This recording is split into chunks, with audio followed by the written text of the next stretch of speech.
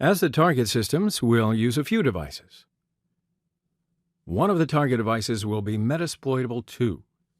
Metasploitable is an intentionally vulnerable Linux virtual machine created by Rapid7, who produces Metasploit Project as well. This VM can be used to conduct security training, test security tools, and practice common penetration testing techniques. The VM will run on any recent VMware products and other virtualization technologies such as VirtualBox. Now, when you Google the word Metasploitable, you'll find a download link of Rapid7 on the very first row. You can download it from the sourceforge.net site as well, which is on the second line. Now, there's another link that's the GitHub address of Metasploitable 3.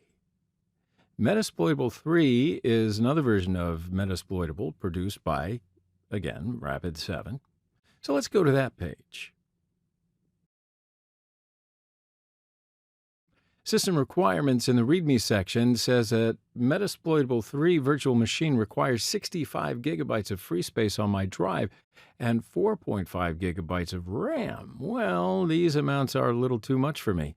So I'm going to go back and use Metasploitable 2, though it's an excellent practicing machine. So turn back to the Google Search tab and click the first link, go to the official download page of Metasploitable, fill out the form, and click Submit to download Metasploitable 2 Linux Virtual Machine. So I've already downloaded it and opened with my VMware Fusion.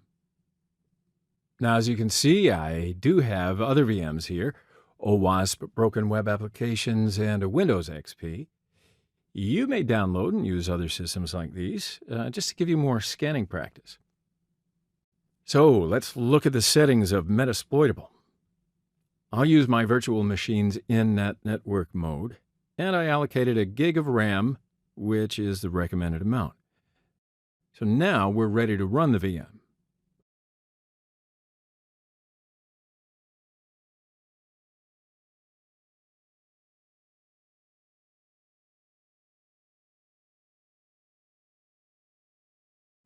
And as you can see, there are a lot of services that start when the operating system starts. Username is msfadmin, and the password is the same. So check the IP address and see if it's in the same IP block with your calling machine using the ifconfig command. So looking at the OpenTCP ports using netstat-tnlp, you will see a lot of ports are open. And looking at the services up and running using PSAUX, you'll see a lot of these services as well. These increase the attack surface of the machine, which is just what we want.